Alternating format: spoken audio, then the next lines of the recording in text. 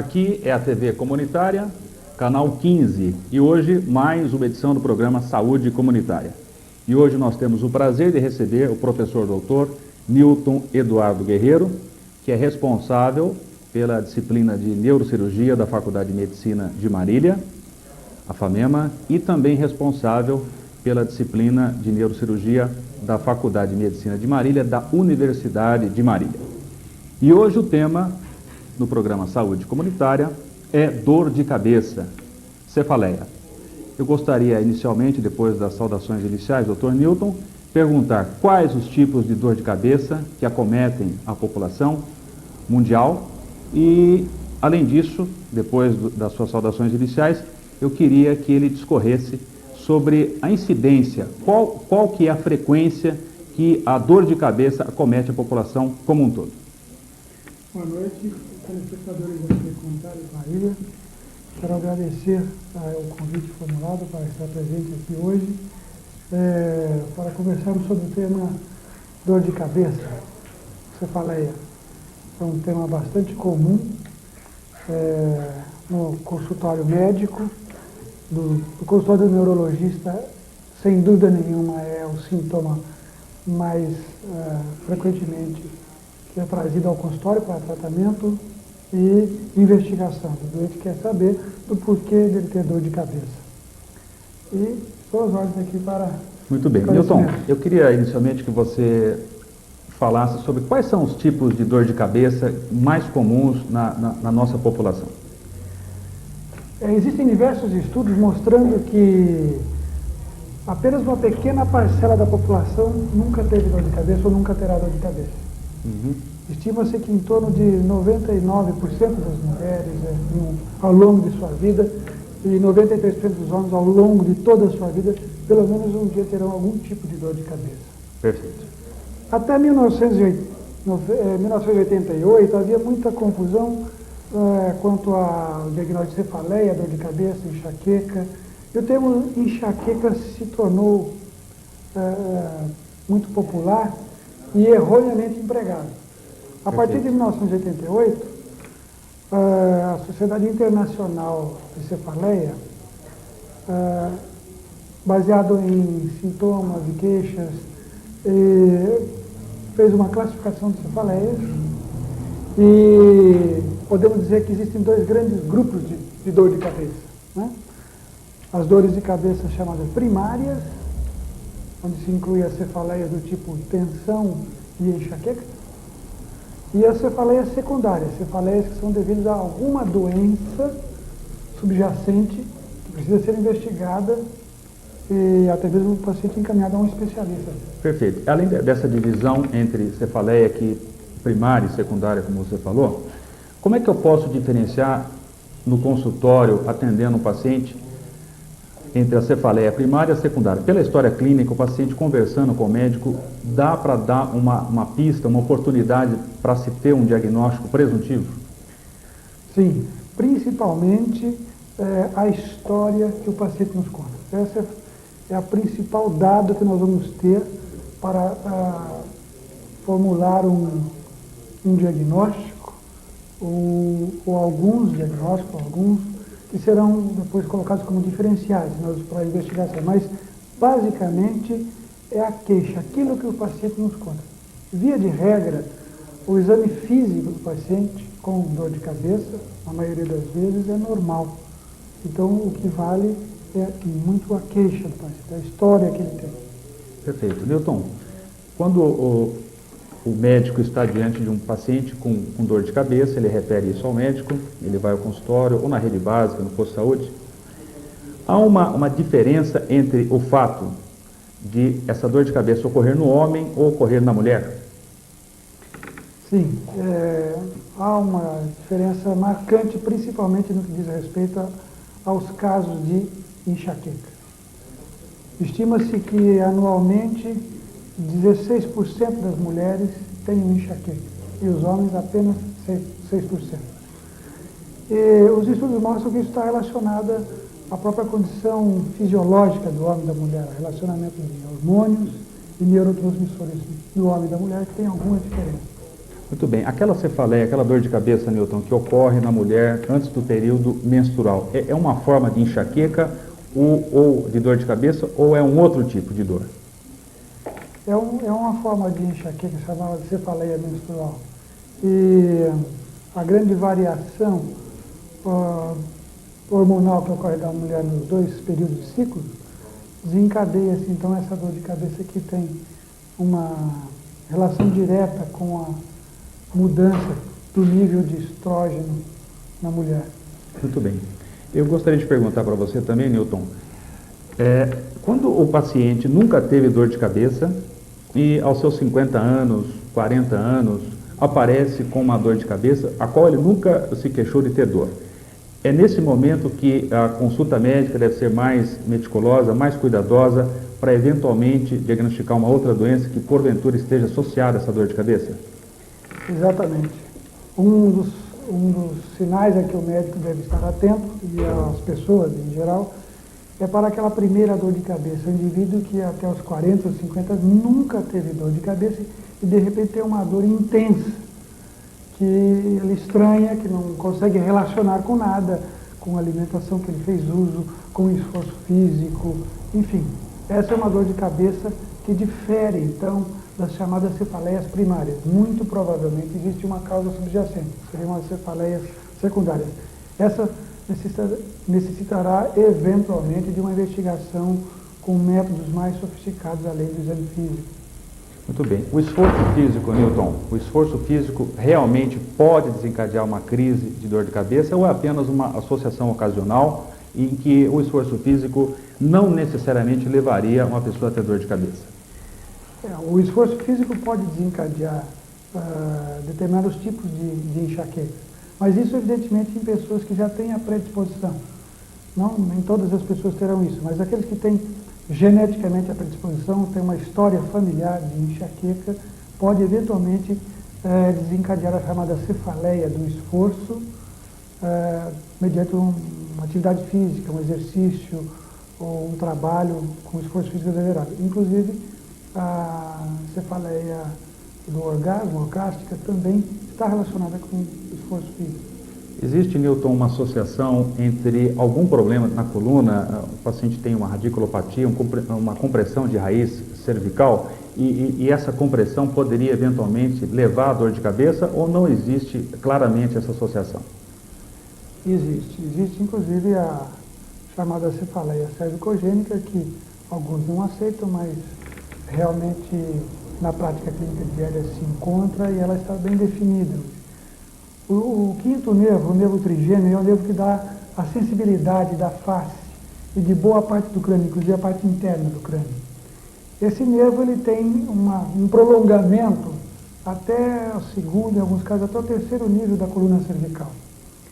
Alterações tipo artrose da coluna, desgaste, espondilose da coluna, podem provocar compressões radiculares e estimular essa raiz sensitiva do nervo trigêmeo, e aí se desenvolve uma reação em cadeia no nervo trigêmeo que vai provocar uma dor de cabeça.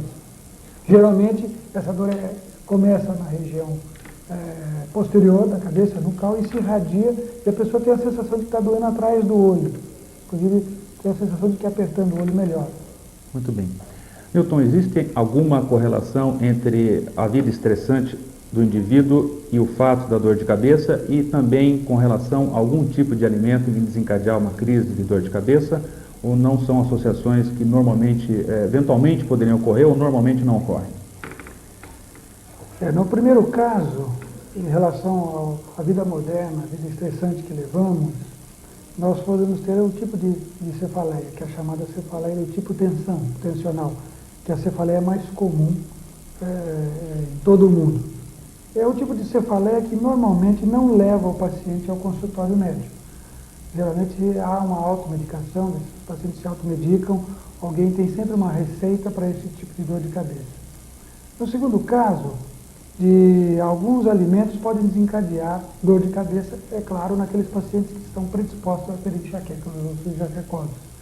Dentre esses alimentos, o queijo, é um deles, o mais conhecido, o ciclamato monossódico, chocolate, o aspartame, que está como adoçante em muitos dos alimentos dietéticos, principalmente os refrigerantes diet. Perfeito. E o vinho também, né, como bebida, é um dos implicados no desencadear de uma crise num paciente enxaquecoso. Então, o paciente que sabidamente tem enxaqueca deve evitar esse tipo de alimento. Muito bem. Newton, esses tipos de dor de cabeça que nós falamos, essas dores que acometem um indivíduo adulto, teria uma apresentação similar, semelhante nas crianças? Sim, existem as cefaleias, as enxaquecas mesmo da infância, que são relativamente frequentes, mais frequentes que se imagina. E às vezes fica difícil, porque a criança não consegue expressar exatamente o que está sentindo, ou a forma de apresentação como o adulto. E o médico, às vezes, nessa situação, acaba sendo levado a solicitar alguns exames mais sofisticados pelo medo, evidentemente, a pressão de que existe alguma doença subjacente. Mas a enxaqueca também tem uma frequência relativamente alta na infância. Muito bem. Você pode participar do nosso programa ligando para o 423-7988, deixando a sua pergunta com a nossa produção e nós vamos responder. Eu vou chamar o nosso primeiro intervalo e voltaremos a seguir com o tema dor de cabeça.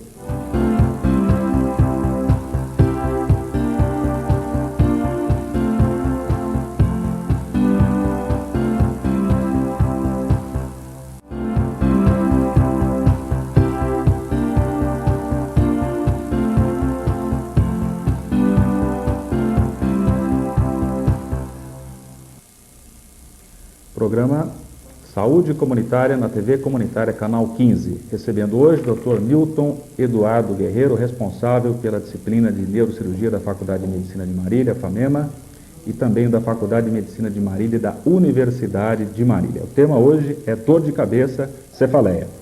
Newton, quem tem enxaqueca muda a sua qualidade de vida? Com certeza. Essa acaba sendo a principal razão e a procura do enxaquecoso ao médico, né? Quando não o medo de ter um tumor no cérebro, na cabeça. Mas a qualidade de vida do enxaquecoso muda drasticamente. Há um estudo realizado no Hospital das Clínicas em Ribeirão Preto que demonstra que os pacientes enxaquecosos têm inclusive medo de sair para dirigir. 30% deles relataram essa experiência. Em torno de 55% desses pacientes cancelam compromissos, inclusive compromissos até mesmo familiares, na crise, durante a crise. E o absenteísmo no trabalho é extremamente elevado entre os pacientes enxaquecosos, representando inclusive um custo social bastante elevado. Muito bem, nós inclusive tivemos num simpósio aqui em Marília, que alguns professores de outras universidades vieram e falaram sobre o tema dor de cabeça. Realmente há um custo, inclusive uma grande empresa brasileira gasta quase que R$150 mil por ano para atender esses pacientes com dor de cabeça. A sua ausência realmente compromete o andar da empresa. Eu queria lhe perguntar agora, Newton, em termos de exames complementares, o que o médico pode lançar a mão para fazer o diagnóstico correto da dor de cabeça, a dor que está cometendo esse paciente?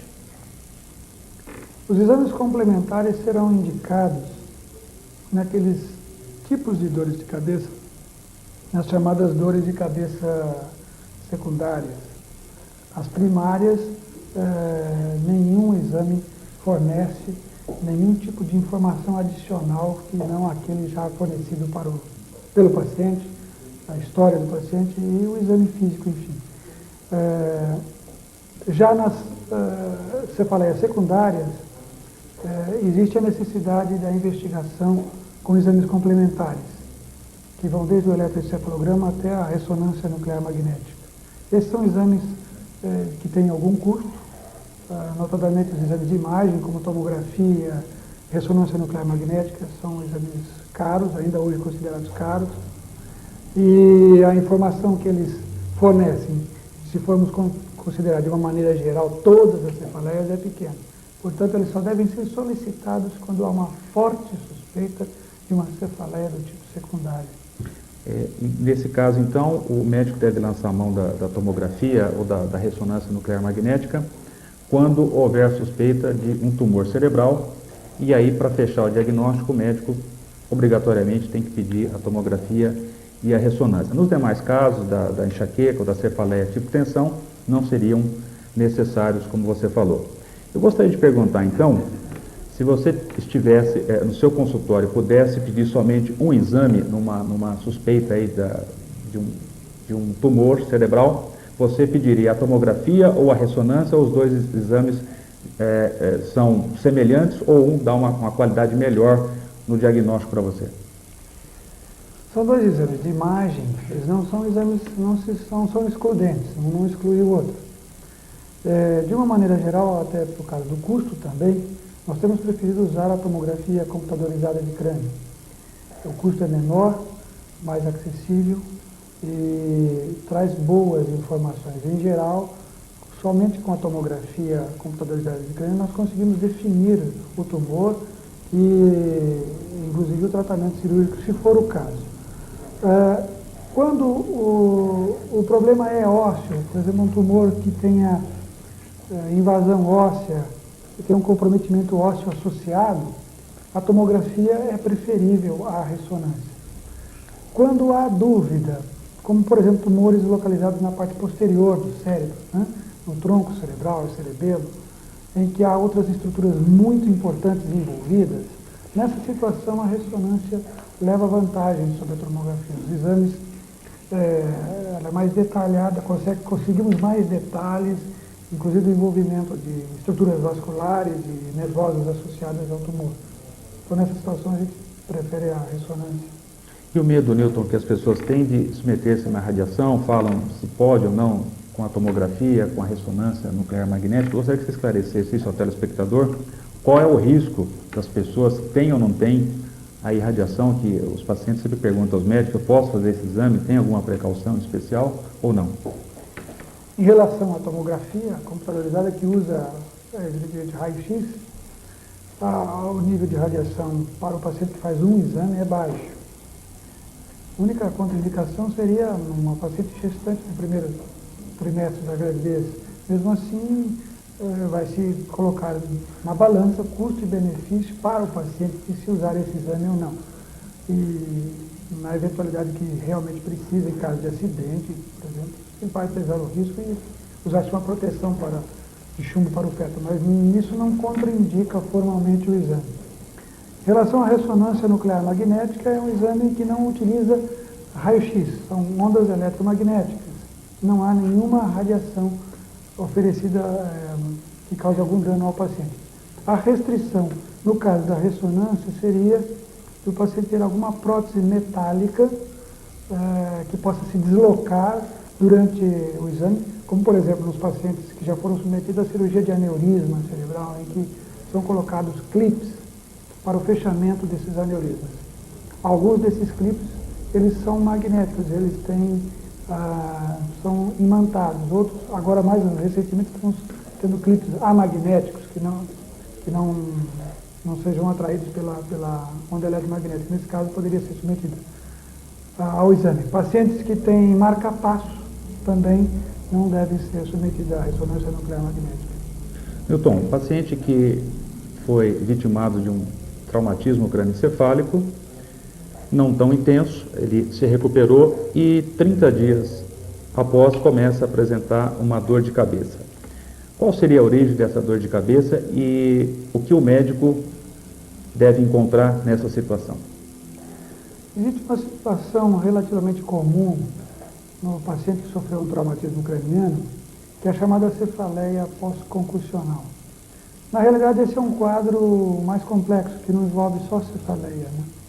O paciente que vem depois de um certo tempo se queixando de tontura, que a cabeça está pesada, uma certa dificuldade de concentração, de atenção, irritabilidade, fotofobia, quer dizer, a luz incomoda, barulho incomoda, é o chamado síndrome pós-traumática, né? E a cefaleia é um componente dessa síndrome. Não se sabe exatamente o que vem a ser isso ou o que desencadeia isso, do ponto de vista de causa, de fisiopatologia, mas o fato é que ela existe realmente e mais frequentemente nós observamos esse tipo de cefaleia, de dor de cabeça, em pessoas que já são pessoas geralmente tensas e com uma certa tendência a quadros depressivos. Muito bem. Existe uma associação entre epilepsia e cefaleia ou são duas entidades completamente diferentes? São duas entidades diferentes, né? Em alguns pontos, às vezes, se assemelham, em alguns raros casos, se assemelham, como, por exemplo, em algumas epilepsias que têm uma herança genética, mas são poucos casos, também a enxaqueca. Mas a única relação é essa. Do ponto de vista fisiopatológico, são duas entidades completamente diferentes. Muito bem, Newton. Eu gostaria de perguntar para você, a gente estava falando de tomografia e de ressonância, exames que não são oferecidos na rede básica com certa facilidade. São exames em que normalmente o paciente tem que arcar com esse custo.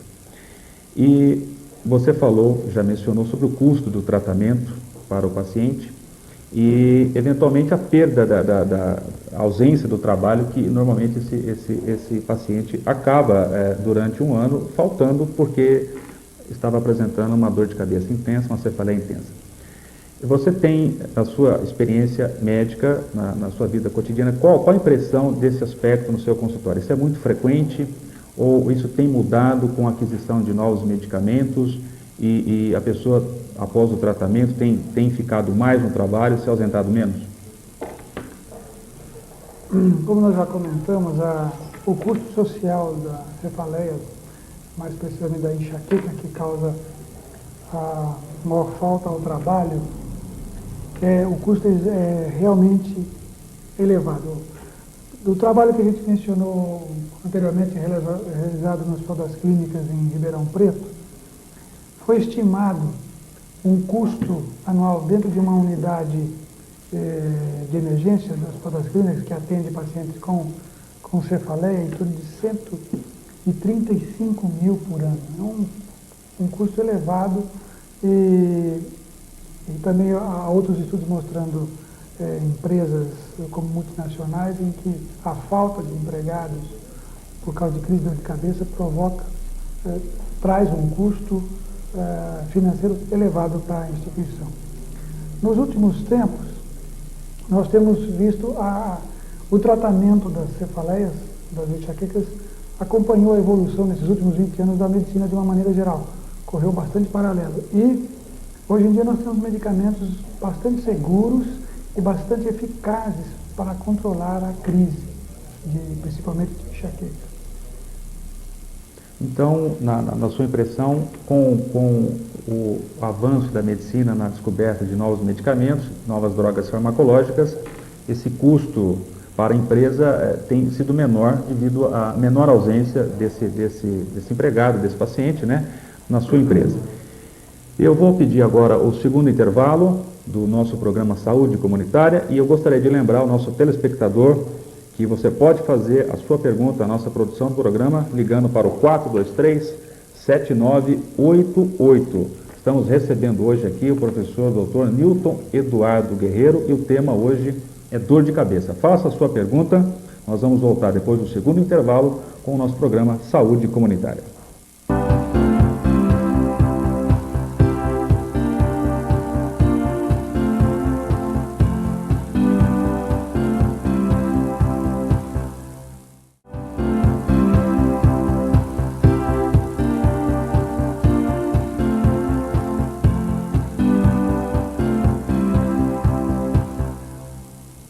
Programa Saúde Comunitária, na TV Comunitária, canal 15. Hoje abordando o tema dor de cabeça, cefaleia.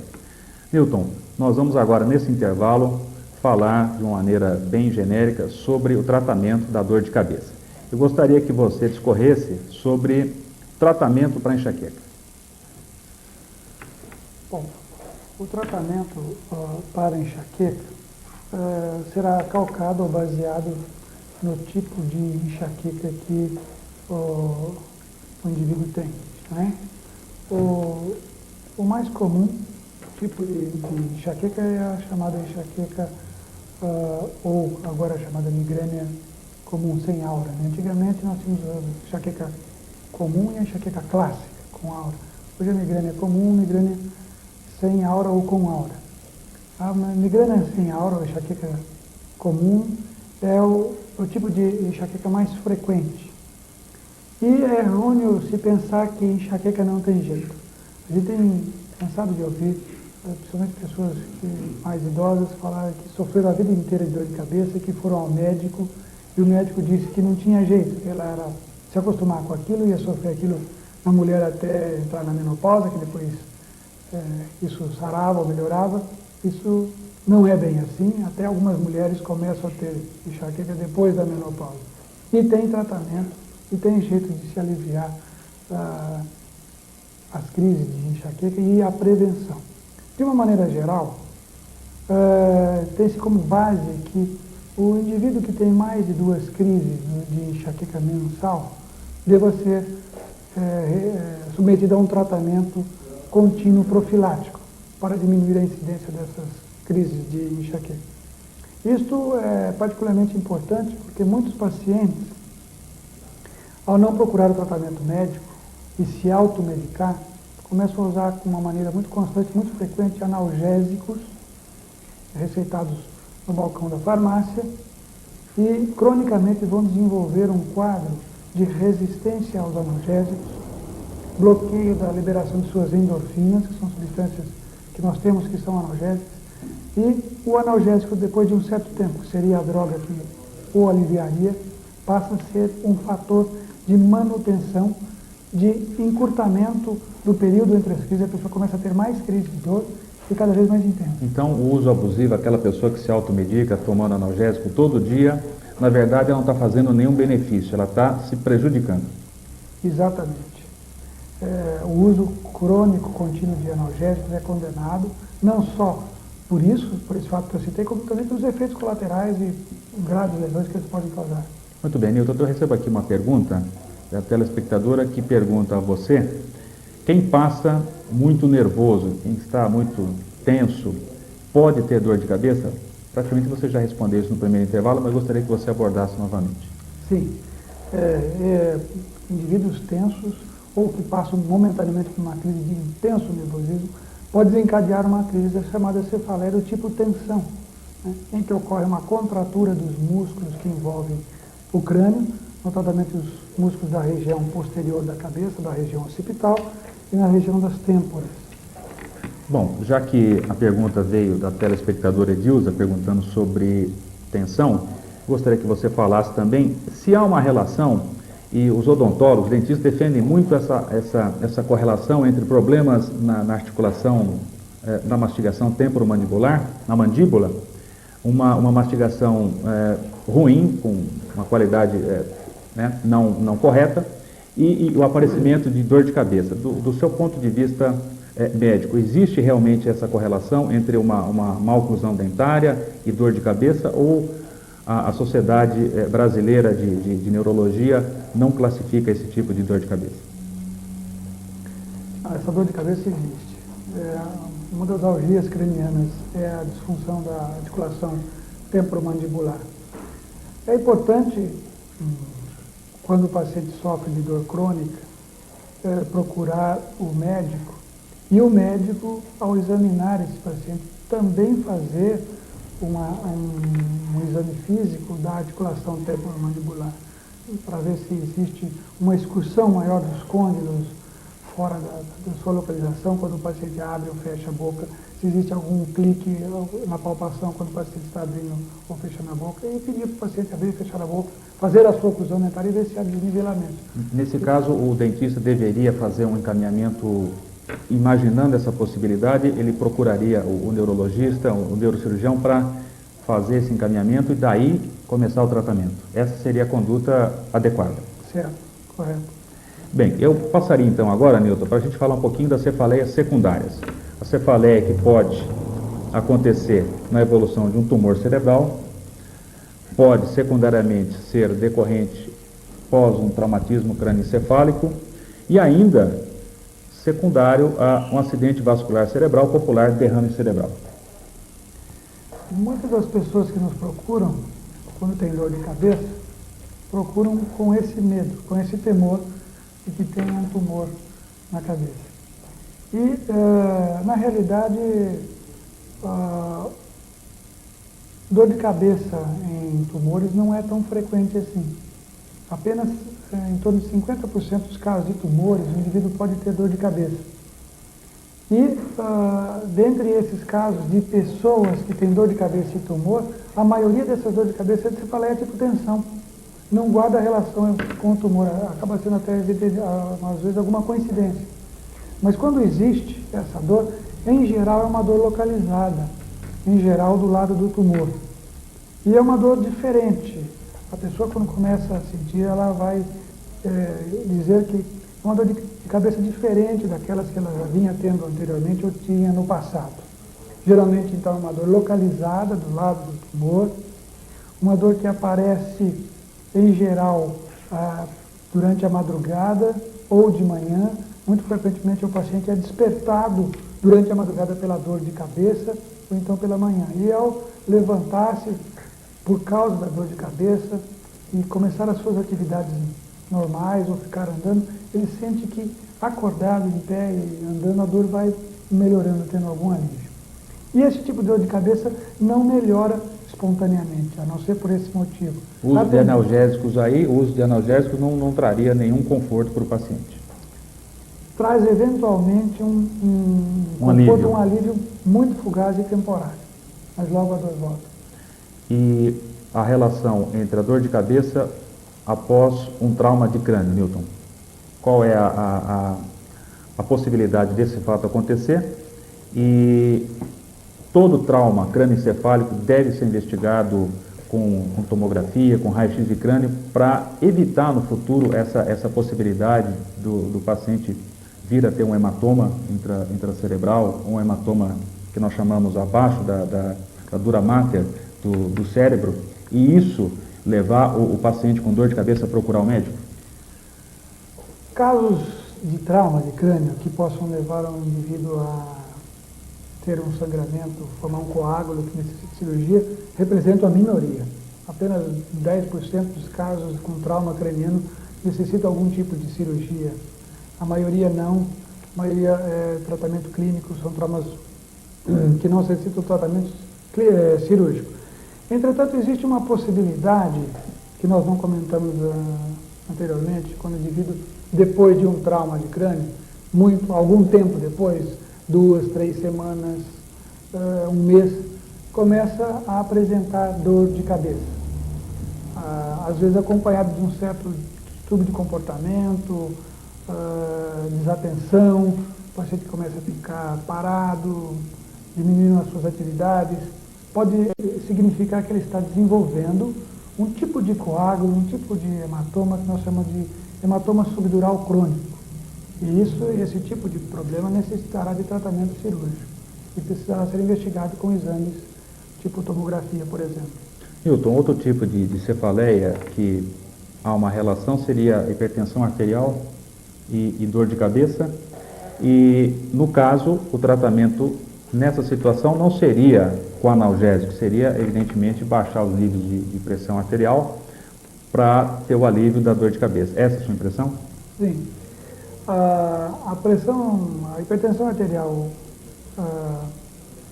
é muito importante, com pressão mínima diastólica de 120 a 130 milímetros de mercúrio, pode provocar uma sensação de dor de cabeça do tipo latejante pulsátil na nuca, né? E nesse caso, o tratamento adequado será o indivíduo controlar a pressão, procurar um médico para que seja indicado o tratamento correto da sua hipertensão arterial e não ficar se automedicando com analgésico. A cefaleia que você referiu relacionado a pessoas que tenham problemas na coluna cervical e tenham a dor de cabeça. Essa pessoa, ela deve procurar quais profissionais de saúde? Seria do neurocirurgião um tratamento, ou ortopedista, ou ambos poderiam trazer um alívio a essa dor de cabeça que o paciente está apresentando nessa associação dor de cabeça e coluna cervical? O tratamento da cefaleia, de uma maneira geral, das cefaleias primárias, poderá ser feito pelo clínico geral, inclusive. ou neurologista. Ao ortopedista seria reservado apenas naqueles casos em que exista comprovadamente uma espondiloartrose severa, né, que esteja havendo uma compressão radicular com déficit, o paciente começa a apresentar algum tipo de déficit radicular ou medular, que necessita, aí sim, nesse caso, tratamento ou intervenção do ortopedista. Nos demais casos, então, o médico o clínico geral poderia fazer o tratamento das cefaleias primárias e as cefaleias secundárias passariam, então, numa avaliação mais especializada. Em relação a drogas, Newton, muitas drogas foram desenvolvidas nos últimos 10 anos e, principalmente na crise de enxaqueca, houve muito avanço. Qual a sua impressão sobre essas novas drogas, esses novos medicamentos na medicina moderna? De um tempo para cá, nós tivemos a introdução no mercado da família dos medicamentos chamados dos triptanos, que realmente trouxeram uma revolução no tratamento da crise enxaquecosa, né? Da crise. Esses medicamentos só devem ser usados realmente para aqueles casos efetivamente de enxaqueca. Eles têm a sua ação e são muito bons. Eles não têm ação em outros tipos de dor de cabeça, como, por exemplo, a cefaleia tipo tensão, que é a mais frequente. Mas nas enxaquecas, o aparecimento dos triptanos trouxe um grande avanço para o tratamento da crise enxaqueca.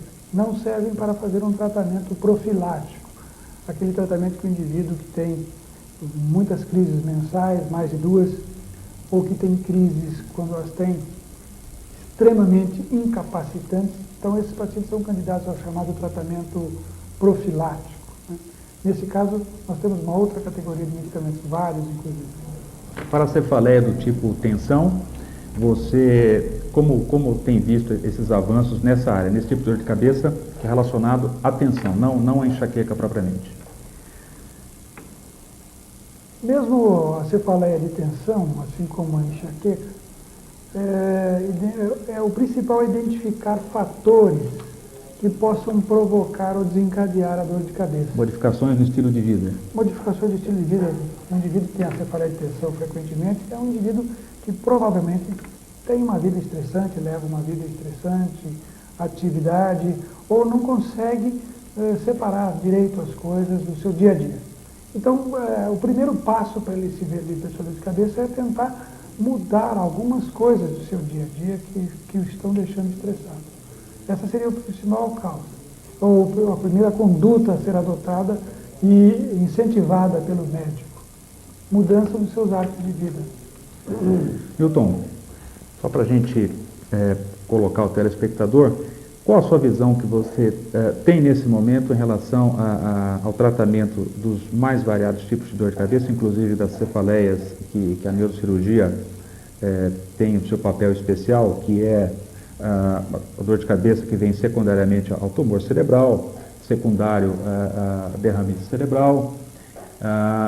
O que você tem notado em relação a essas variadas formas de cefaleias secundárias e o papel hoje do médico, do neurocirurgião, em especial nessas situações das cefaleias secundárias? É muito importante salientar que nem toda cefaleia é uma enxaqueca. Isso, particularmente, nós temos comentado muito com os nossos alunos, para o risco e no pronto-socorro você subestimar a queixa do paciente e achar que aquilo é uma enxaqueca, e quando efetivamente não é. E pode se tratar de um caso de uma hemorragia intracraniana, um acidente vascular cerebral hemorrágico, notadamente por ruptura de aneurismas cerebrais. Então, há que se valorizar a queixa do paciente. Volto a insistir, a queixa, aquela que o paciente conta para a gente, ou os familiares que estão trazendo esse paciente, é muito importante. Muitas vezes, esse tipo de conversa faz o diagnóstico sem que se precise de nenhum outro exame mais sofisticado. Mas então, é importante lembrar isso, que nem toda dor de cabeça é uma cefaleia de tensão e é uma enxaqueca. Pode ser um sangramento. Esse tipo de dor de cabeça é um tipo de dor de cabeça explosiva, que a pessoa nunca teve, ela fala, nunca senti desse jeito. Ela começou de repente e muitas das vezes as pessoas dizem que têm a nítida, ou tiveram a nítida sensação de que alguma coisa explodiu dentro da cabeça. Muito bem. Milton, e qual seria da parte médica, a atenção que ele deveria dispensar a uma possível associação, e ela ocorre, não é verdade, na suspeita de uma meningite, uma criança que é levada ao consultório, ao hospital, e ela refere dor de cabeça. Quando que o médico, o pediatra, deve suspeitar da cefaleia, da dor de cabeça, associada a um processo de uma doença, a meningite? Em geral, os quadros meníngeos incidem mais em épocas de frio, nesse período que nós estamos passando, em épocas em que as infecções de vias aéreas superiores ficam mais frequentes. Esse já é um dado epidemiológico que o médico vai se guiar. A outra que muito frequentemente, na maioria dos casos, evidentemente, as meningites vêm acompanhadas de febre, e esse é um fator que o médico vai levar em conta no seu diagnóstico inicial, no seu diagnóstico diferencial. E se a dor de cabeça vem na nuca e o exame físico, até mesmo a mãe às vezes percebe que a criança está com o pescoço duro, que está rígido, né, e febre, e existiu um quadro gripal associado anteriormente, sem dúvida nenhuma, o primeiro a se pensar seria na meningite. E nessa situação, com todos esses dados na mão, o exame indicado será a punção para a colheita do líquido cefalorraquidiano. Muito bem, Milton. Para a gente fechar esse intervalo, o último do nosso programa Saúde Comunitária, gostaria que você falasse em relação às políticas de saúde brasileira com relação a esse tema dor de cabeça, qual a sua impressão, o que nós vamos evoluir nessa doença em relação à pesquisa, o que é oferecido na rede básica, se realmente o telespectador que está aí com o apresentador de cabeça, ele deve procurar quem, o que você nos posicionaria sobre perspectivas em relação à dor de cabeça e a medicina nesse presente momento? Em relação ao paciente, eu diria que o paciente, a pessoa que tem dor de cabeça frequente, deva procurar um médico. Inicialmente, o clínico geral, que estiver mais próximo desse paciente na rede básica, porque de repente apenas ele tem hipertensão arterial, né? Não apenas, mas uma doença importante, e a dor de cabeça pode ser o primeiro sintoma de uma hipertensão arterial, ele vai ser tratado corretamente. Então, procurar o médico clínico geral, primeira coisa. E que eu conheça, não sei de nenhum programa da rede básica pública que invista em cefaleia e diagnóstico de cefaleia.